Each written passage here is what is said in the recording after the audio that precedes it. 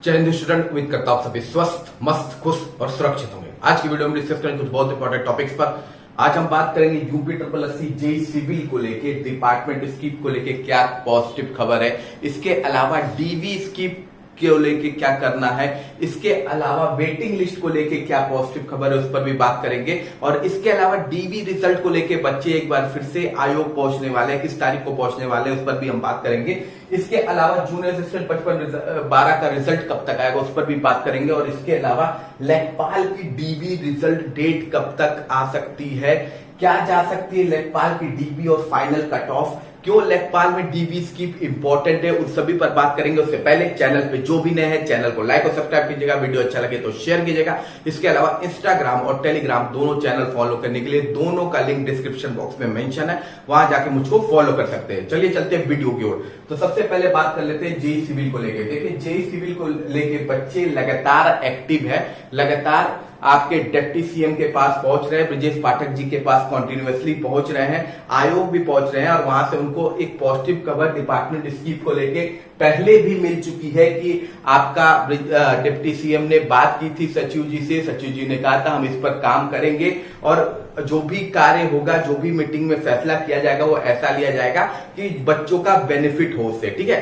तो department skip को लेके तो एक अच्छा कॉन्सेप्ट है, लेकिन जो आपका वेटिंग लिस्ट है, देखिए वेटिंग लिस्ट का जो प्रावधान है वो आपका आयोग के हाथ में नहीं है, ठीक है। और ना डिप्टी सीएम अकेले उसको पास करा सकते हैं। हाँ, डिप्टी सीएम इसको लेके बात कर सकते हैं कैबिनेट से, ठीक है। जो यूपी गवर्नमेंट की कैबिनेट है उससे बात करेंगे। मेनली उसके जो अध्यक्ष होंगे वो आपके चीफ मिनिस्टर योगी आदित्यनाथ जी होंगे। और वहां पे जब ये आपका मुद्दा रखा जाएगा, वहां से ये पास होगा, तब जाके ये इंप्लीमेंट किया जाएगा आपका यूपी ट्रिपल एससी में। हालांकि वेटिंग लिस्ट को लेके बच्चे कॉन्टिन्यूअस जेई वाले मेहनत कर रहे हैं, और ये देखिए जेई वालों की ही मेहनत का नतीजा होगा कि बाकी बच्चों को उसका बेनिफिट मिलेगा। लेकिन मैं ये भी कहूंगा जो बाकी बच्चे जैसे लेखपाल के बच्चे हैं, ठीक है, फिर आपके अलग अलग डिपार्टमेंट या ड्राफ्टमैन भी बहुत से बच्चे जो जेई के बच्चों के साथ होना चाहिए उन्हें भी, क्योंकि जेई और ड्राफ्टमैन दोनों का सेम ही आपका क्वालिफिकेशन था। इसके अलावा लेखपाल के बच्चे और भी दूसरी भर्तियों के बच्चे, उन्हें भी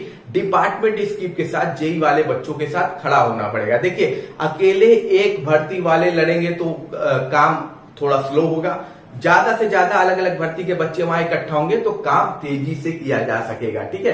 तो ये बड़ा इंपॉर्टेंट है डिपार्टमेंट स्कीप, ठीक है। हालांकि कोशिश तो बच्चों की है कि इसको पूरा करा लिया जाए, लेकिन देखिए इतना आसान नहीं है। मेरे हिसाब से कुछ बच्चों को अभी आपके गोरखपुर के जनता दरबार में भी पहुंचने की जरूरत है, जहां डायरेक्टली चीफ मिनिस्टर से भी बात कर सकेंगे और वहां अपनी एप्लीकेशन देके अपनी प्रॉब्लम भी बता सकेंगे। तो ये एक अच्छा स्टेप होगा डिपार्टमेंट स्कीप को लेकर, ठीक है।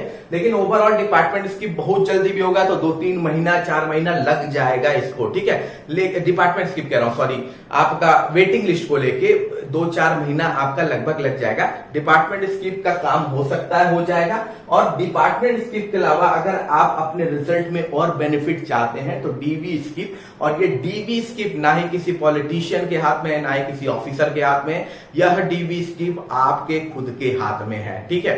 तो अगर आप किसी और जगह सेम ग्रेड पेपर कहीं भी रिक्रूट हो गए हैं, या आपने एसएससी सीजीएल या आरआरबी जेई में आपका एसएससी जेई में आपका सिलेक्शन हो गया है, तो प्लीज आप इसकी डीवी को स्किप कर दीजिएगा। मैं तो ये भी कहूंगा कि अगर यूपी ट्रिपल एससी जेई के प्रीवियस भर्ती में भी जो जेई के बच्चे हो चुके हैं वो भी अपनी डीवी स्किप कर दें। इससे से ज्यादा बेनिफिट उन बच्चों को मिल पाएगा जिनके पास प्रेजेंट टाइम में एक भी जॉब नहीं है, ठीक है। तो डीवी स्किप तो अब आपके हाथ में है। बाकी डिपार्टमेंट स्कीप को लेके हो सकता है आपको एक पॉजिटिव खबर मिल जाए। वेटिंग लिस्ट के लिए बच्चे पूरी कोशिश तो कर रहे हैं, तो है प्रोसेस थोड़ा सा वेटिंग लिस्ट का लंबा है, लेकिन अगर हो जाता है तो बहुत अच्छा बेनिफिट होगा। सबसे ज्यादा बेनिफिट आपका जेई के बच्चों से ज्यादा बेनिफिट ड्राफ्टमैन के बच्चों के लिए हो जाएगा, क्योंकि दोनों में सेम ही बच्चे बैठे हुए हैं। जब यहां से आप होंगे वहां छोड़ेंगे, वहां से आप होंगे यहां छोड़ेंगे, तो सीट बर्बाद दोनों भर्तियों में होगी। तो नतीजा ज्यादातर ड्राफ्टमैन की ही भर्ती में होगी। कोई जेई बनेगा तो वो ड्राफ्टमैन के लिए जेई छोड़ने वाला है नहीं, तो ज्यादातर सीटें ड्राफ्टमैन भर्ती की ही खराब होंगी। तो अगर वेटिंग लिस्ट जल्द से जल्द जारी हो जाता है, जल्द से जल्द इसको लेके प्रोसेस कंप्लीट कर लिया जाता है तो फायदा होगा। लेकिन मुझे जहां तक लगता है, और जो गवर्नमेंट की स्पीड है बहुत तेज भी करेगी, तो महीना 2 महीना 3 महीना से कम नहीं लगेगा, ठीक है। पहले जाएगा, वहां पे डिस्कशन होगा, मीटिंग होगी, वहां से पास किया जाएगा, फिर इंप्लीमेंट करते करते देखिए कितना समय लगता है। ओवरऑल आपका डिपार्टमेंट स्किप का तो फाइनल है कि ये सब क्या है, और डीबी स्किप तो आपके हाथ में है। अगर आप कर देंगे तो कट ऑफ में आपको और 1 नंबर का, जो डिपार्टमेंट स्किप से 2 नंबर का दिख रहा है, वो डीबी स्किप के बाद 3 नंबर में कन्वर्ट हो सकता है, ठीक है। अब हम बात कर लेते हैं अगली इंपॉर्टेंट अपडेट की। तो अगली इंपॉर्टेंट अपडेट आपकी जूनियर असिस्टेंट 55-12 के रिजल्ट को लेके है। तो यह रिजल्ट आपका कभी भी जारी हो जाएगा, इसी हफ्ते में कभी भी आपको देखने को मिल जाएगा। आज हो सकता है ना देखने को मिले, क्योंकि आज आपकी गैजेट हॉलीडे है, इस वजह से आपको आयोग भी बंद होगा। हो सकता है रक्षाबंधन के 1 दिन पहले देखने को मिल जाए या रक्षाबंधन के बाद देखने को मिल जाए, लेकिन आपका रिजल्ट आपको इसी महीने और ये लास्ट वीक जो चल रहा है 20 से 30 के बीच में आपको देखने को मिल सकता है, ठीक है। अब हम बात कर लेते हैं अगली इंपॉर्टेंट अपडेट की। तो अगली इंपॉर्टेंट अपडेट लेखपाल को लेके है।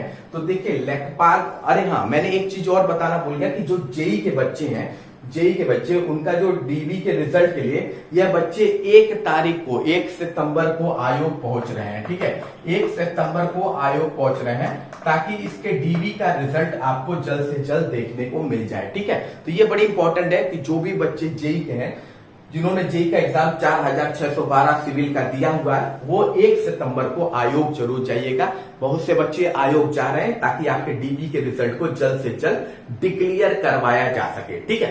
अब हम बात कर लेते हैं अगली इंपॉर्टेंट अपडेट की। तो अगली इंपॉर्टेंट अपडेट आपकी लेखपाल डीबी रिजल्ट को लेके है, ठीक है। लेखपाल डीबी रिजल्ट आपका हो सकता है सितंबर के लास्ट वीक में जारी हो जाए, ठीक है।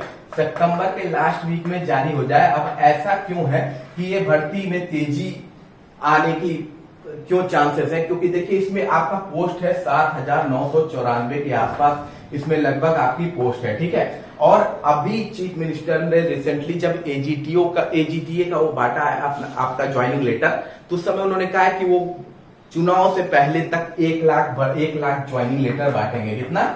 1 लाख ज्वाइनिंग लेटर। तो उसमें देखिए सबसे ज्यादा कैंडिडेट आपके यहीं पर है लेखपाल में, दूसरा आपके जेई में, ठीक है। इसके अलावा एएसओ की भर्ती है, बीडीओ की भर्ती है, आपकी जूनियर असिस्टेंट 55-12 की भर्ती है, फिर जूनियर असिस्टेंट दूसरी भर्ती भी है। इसके अलावा फार्मासिस्ट, बहुत सारी भर्तियां हैं जो भी पेंडिंग में है, वो सारी आपकी चुनाव से पहले उस सबकी ज्वाइनिंग लेटर बांटी जाएगी। तो ये तो है कि ये भी भर्ती और आपकी साथ साथ लेखपाल की भी भर्ती जल्द से जल्द पूरी की जाएगी। तो सितंबर तक आपको आपका डीबी रिजल्ट देखने को मिल जाएगा। अब इसकी जो एक्सपेक्टेड कट ऑफ की बात कर लें, तो जो डीबी की कट ऑफ आपकी जाएगी, ठीक है, लेखपाल के जो डीबी की कट ऑफ आपकी जा सकती है, उसमें यूआर, ओबीसी, ईडब्ल्यूएस और एससी की जो कट ऑफ है वो सेम ही रहेगी, ठीक है। मैक्सिमम भर्ती में इस समय प्रेजेंट टाइम में सेम ही आपकी डीबी की कट ऑफ जा रही है और वो लगभग जाएगी आपकी 54 से 56 के बीच में, ठीक है, 54 से 56 के बीच में। और वहीं आपकी शेड्यूल्ड ट्राइब यानी एसटी कैटेगरी की जो कट ऑफ होगी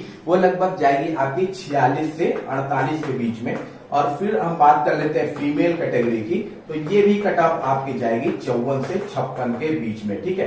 तो ये एक्सपेक्टेड डीबी की कट ऑफ होगी, ठीक है। और लगभग जो डीबी में बच्चे बुलाए जाएंगे वो लगभग होंगे आपके 30,000 से 35,000 के बीच में। इतने ही बच्चे आपके बुलाए जाएंगे, 7,994 पदों पे 30,000 से 35,000 बच्चों को बुलाया जाएगा। और अगर आप फाइनल कट ऑफ की बात करेंगे, फाइनल कट ऑफ इसकी क्या जा सकती है, तो मेरे हिसाब से जो फाइनल कट ऑफ इसकी जाएगी यूआर कैटेगरी की, ठीक है।